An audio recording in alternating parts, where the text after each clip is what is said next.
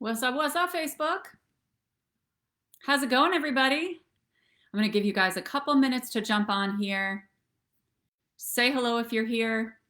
Let me know where you're tuning in from. Let me know if you are new and you've never met me before. I'll introduce myself in just a minute. I just want to give people time to jump on. And then I have some notes here from the Akash to talk about when you feel like other people are not listening to you. And I want to make sure that you realize everybody has this experience in their lives, at least at some point. So what's important to identify is like, do you feel like people are chronically not listening to you? Is this something that you have just recently gotten into? Like, get an idea of what is coming up around this question. I'm just opening my phone to make sure comments are working.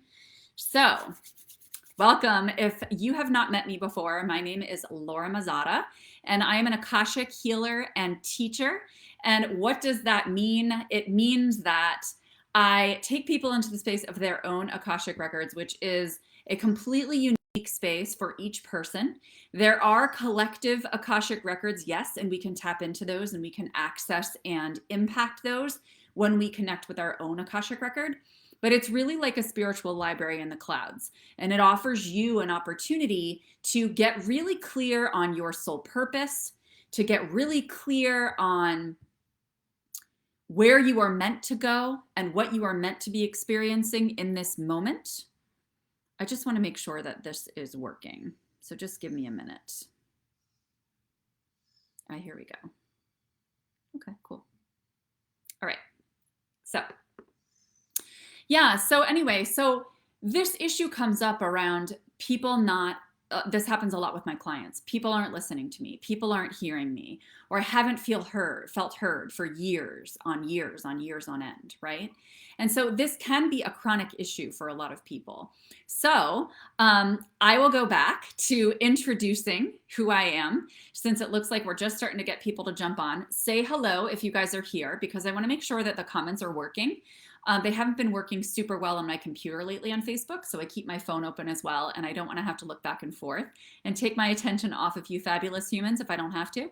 So anyway, so my name is Laura Mazzotta. I'm an Akashic Healer and teacher. I've also been a therapist in New York State for almost 20 years. So I've had the opportunity of assisting people with their healing in very profound ways for almost 2 decades. And what I found through my own healing journey when I was having medical complications, what I found is that energetic healing and spiritual healing, particularly in the space of the Akashic records, which I just described. So if you guys are just jumping on, you can go back and watch the replay to get an understanding of the Akashic records. But I found that this is the most effective and efficient form of healing. It goes straight to the core. You have something coming up, they're very direct, they go straight to the core, they tell you what's going on. You can download a protocol. Hi, Joy, thank you so much for being here and commenting so that I know the comments are working. I appreciate it. So good to see you. So yeah, so that's what I love about it, is it just cuts right, it gets cut through all the BS, all the ego stories, all the cognitive pieces, anything that's going on with our bodies, and get straight to the energetic origin or the spiritual origin of whatever's coming forward. So it's such a beautiful space to create, because you're never going to get anything that you're not ready to integrate. And when you're in this space, you have access to infinite intelligence. So ideas are always pouring in for you. So it's a really beautiful space to do any kind of healing work in.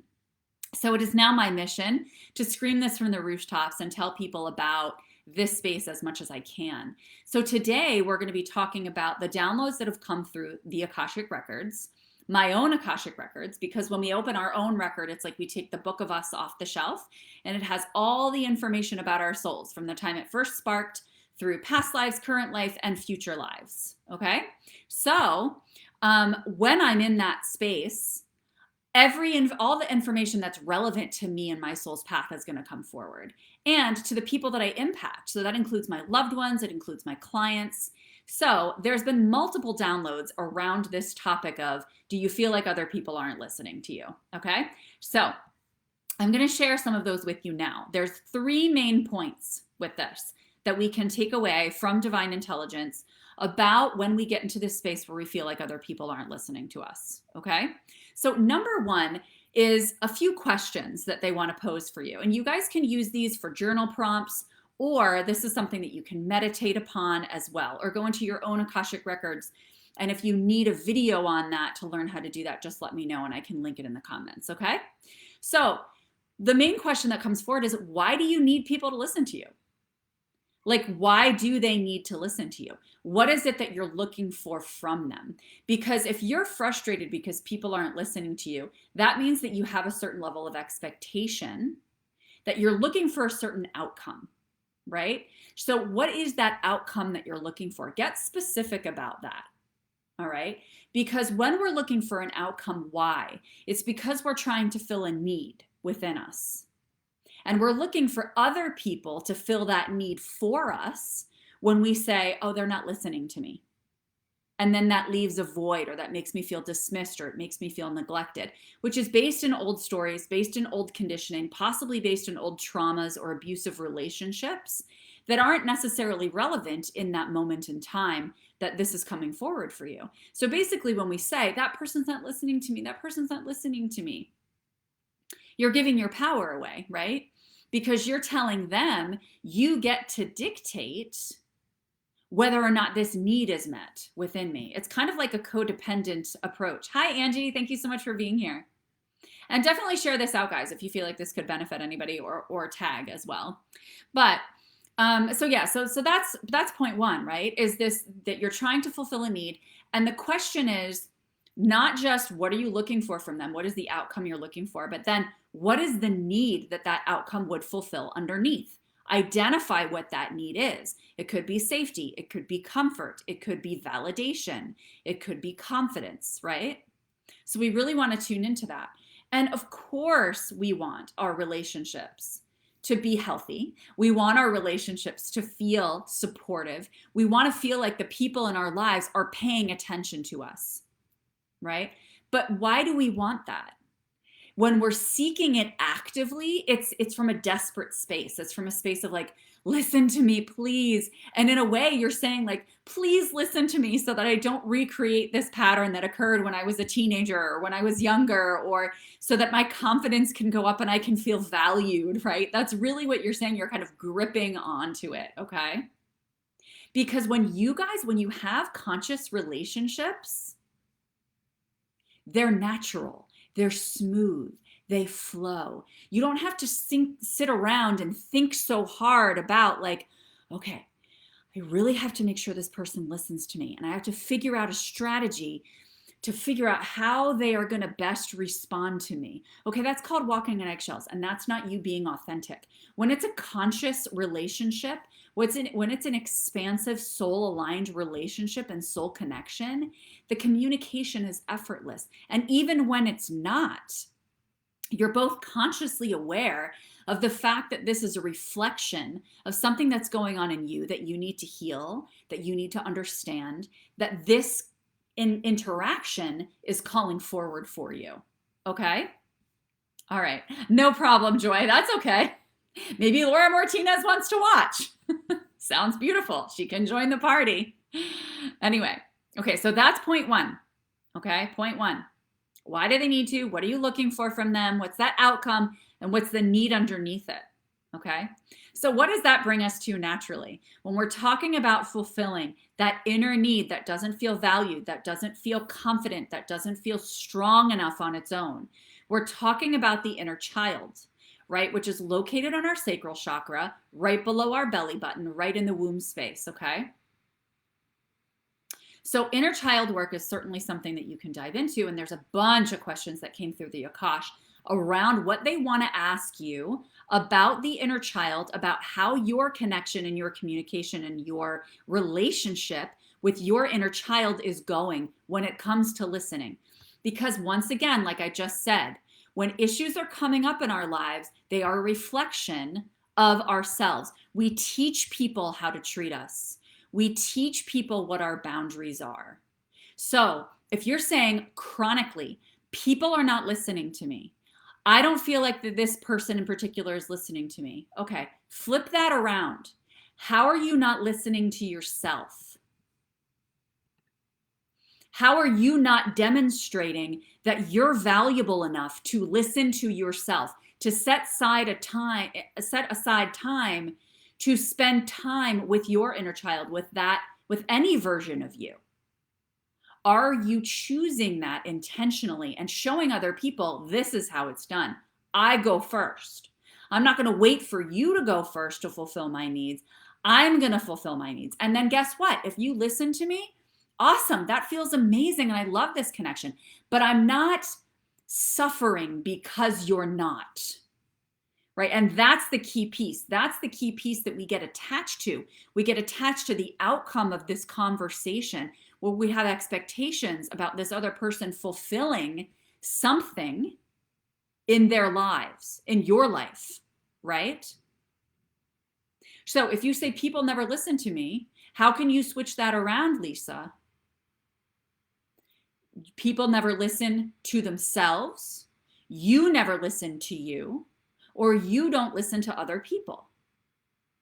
So you always turn it around in as many ways as you can, and then identify which turnaround really resonates with you. Like which one kind of strikes a chord and almost feels like a punch in the gut, or makes you really bring something alive within your energy field. Okay, so identify that for yourself. Because it's always a reflection of we are teaching other people how to treat us.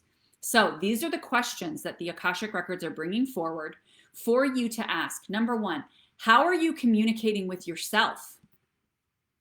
Right? We want to look at our role with other people. How are you communicating with yourself? How are you communicating with other people? Are you receptive to them as much as they're receptive to you? Are you receptive in the same way that you would like them to be receptive to you? How well are you listening to yourself? How well are you listening to other people, right? We covered those. The other really important question here, who are you surrounding yourself with, right? Like, are you surrounding yourself with people that make you feel emotionally safe? Okay.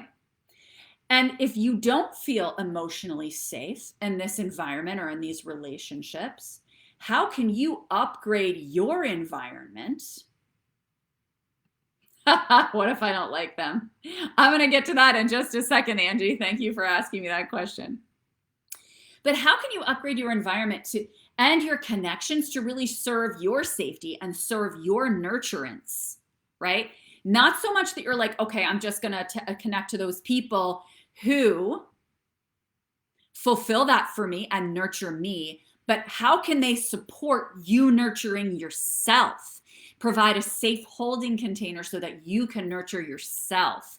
Not so much who can give me that nurturance, but who can hold that foundation and make that a strong foundation, right? So this is all about you putting on your boss pants, all right? Being the CEO of your personal life and being able to say, if you don't like them, Angie, why do you still have them in your life? Okay, so they might be coworkers, right? Yes, I just saw coworkers. So it might be coworkers you don't like. How do you upgrade your boundaries with them?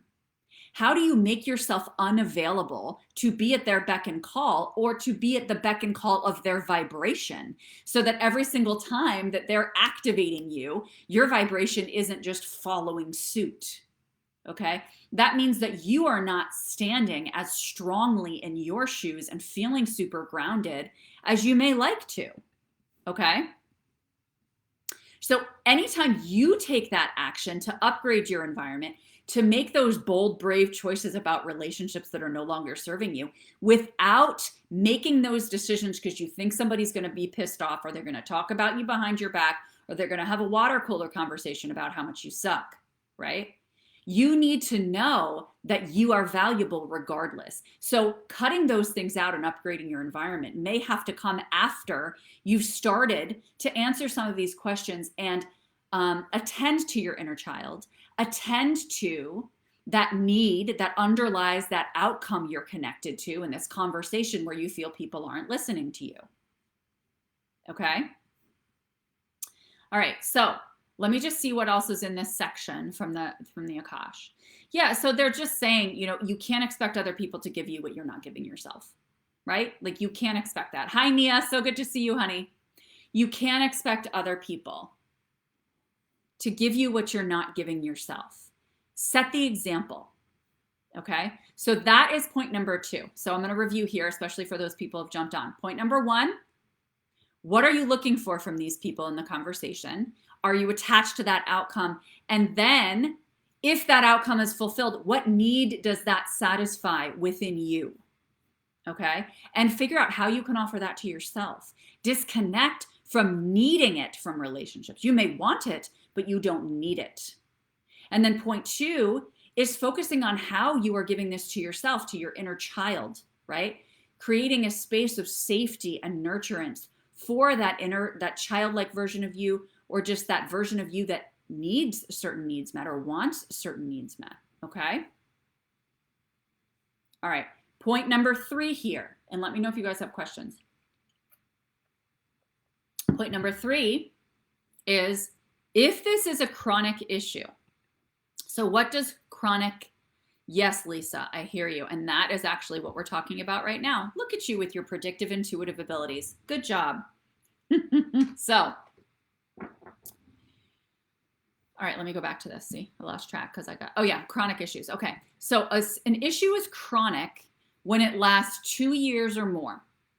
Okay, so how many of you, just put a 2 in the comments if you have experienced any kind of issue for 2 years or more. This could be physical issues, this could be emotional, this could be self-doubt, it could be memory issues, it could be relational issues, work issues, financial issues, but things that come up for 2 years or more, that no matter how much you've tried to work on it, read books, do your own healing work, go to therapy, hit your head against a wall, you still feel like you're in the same freaking space. And it won't change.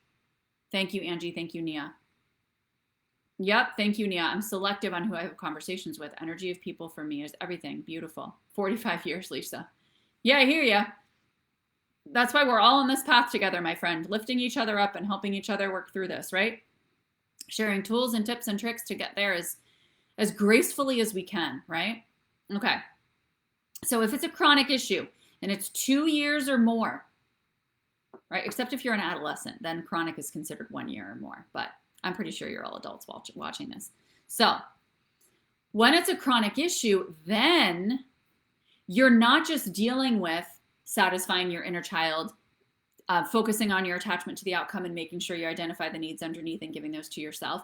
Yes, those are practices that are going to support you regardless, because that's going to give you a good foundation to do this work.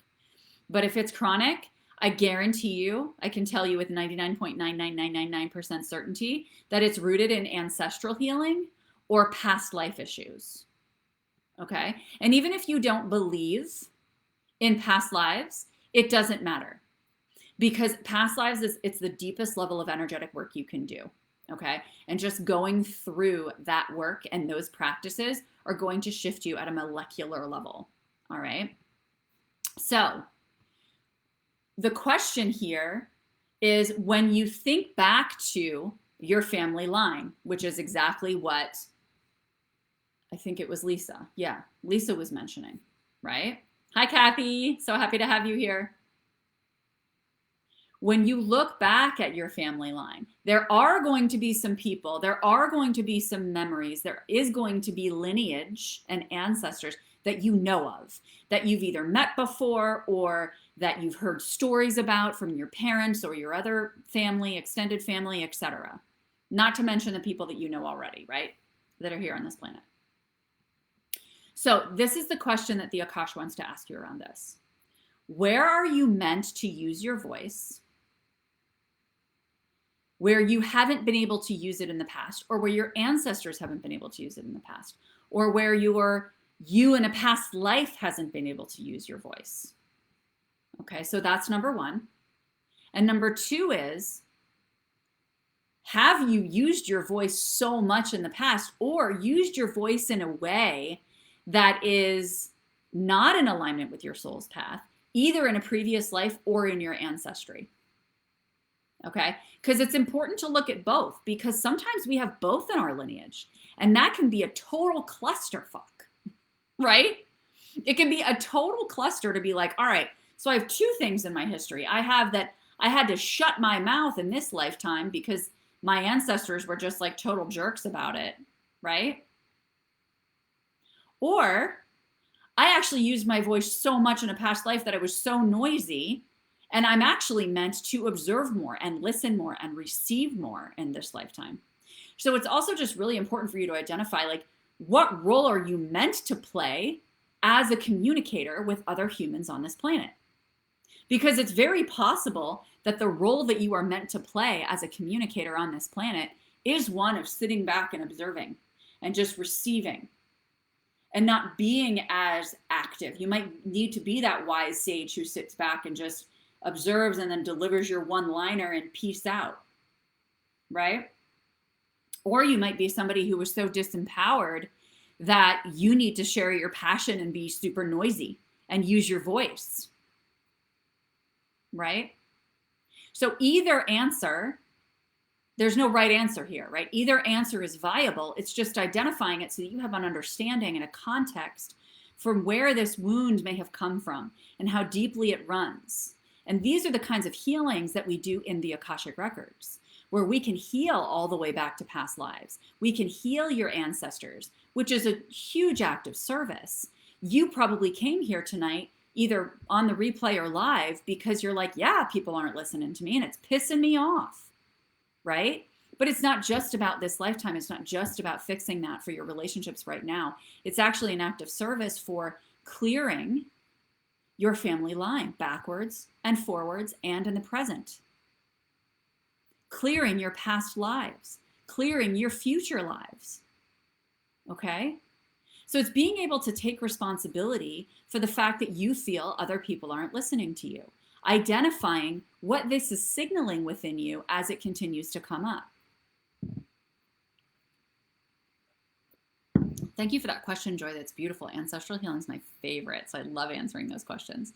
How does being adopted affect the ancestral and past life connections? So, you know, this is how I look at it. I look at it with adoption that you have an even larger line of ancestors because you have your adoptive family that you can follow back and tap into their family line.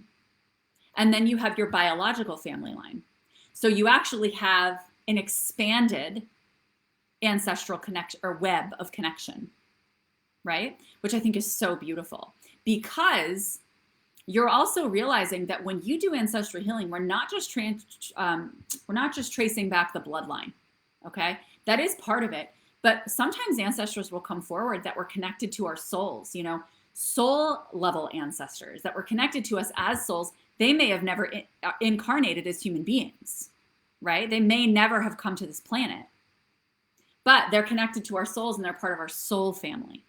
Okay, so we can connect with them through the records as well, and it has absolutely nothing to do with our bloodline.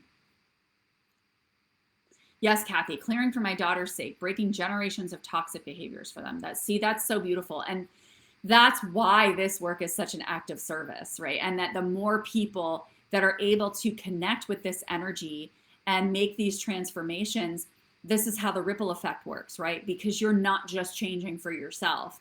You're impacting your family, and then they're impacting the people they interact with, right? So it's really beautiful. Nia, I think I'm noisy now. I need a microphone. But I observe before I speak, and working on being a better listener, I gravitate to keywords. Beautiful. I love that. Because you have that self-awareness, right? You're very aware of how you interact and finding that balance. And it's so beautiful that and important for you to embrace your noisiness. Because you know what's behind that, Nia, is passion. Behind that is passion. And so it's being able to honor the passion in other people too, right? And one of the things you guys can tap into just as a tool here too is the 5 love languages, you know, when we're talking about listening. So I don't know how many of you have read that book, The 5 Love Languages, and I've never read the book, to be honest with you. I learned it in grad school as learning to become a therapist. And I've used it a lot just experientially with my clients. So, but yeah, so there's 5 different love languages, and it's important to identify, especially in those really important relationships for you, what the other person's love language is and what your love language is. And you each might have more than one. But it's important to understand that, you know, you may be thinking someone isn't listening, but are you interpreting it that way? Is that coming from a wound or a self-fulfilling prophecy where you think, oh, this person isn't going to listen to me. They never listen to me. And then they don't listen to you. And you say, see, I told you they weren't going to listen to me. But maybe they didn't listen to you because you went in there with a pissy attitude because you anticipated they wouldn't listen to you, right? So it's also really important to identify the role that you're playing in this too. And realize that they might be listening to you, but they might be processing in a different way. They might have a slower processing speed. They might be taking it through their filter, okay? But either way, it's gaining understanding about the other person, getting curious and being invested enough in that person and in the relationship between you that you want to know more about how they tick. You want to be understanding. And you, of course, would hope for the same from them, but you can't mandate that, right? That's an expectation. That's you attaching to the outcome. So it's you being you and doing you and saying, hey, I'm a loving and giving and thoughtful and good listening person. I think I just made that up, good listening person, right? And so I am going to extend that to others regardless, because I know that it's going to come back to me. It might not come back to me through this same person. Somebody else might be a really awesome listener, but I do know that I'm going to receive that energy in my field when I offer it. Okay? All right, so Lisa, I was quiet all my life until 2 years ago. I wrote off my blood family for the continued lies and got my son back. Now I'm very happy and I'm enjoying my family again. Family equals children, grandchildren, fiance. Yay. Celebrating you so big time for that, Lisa.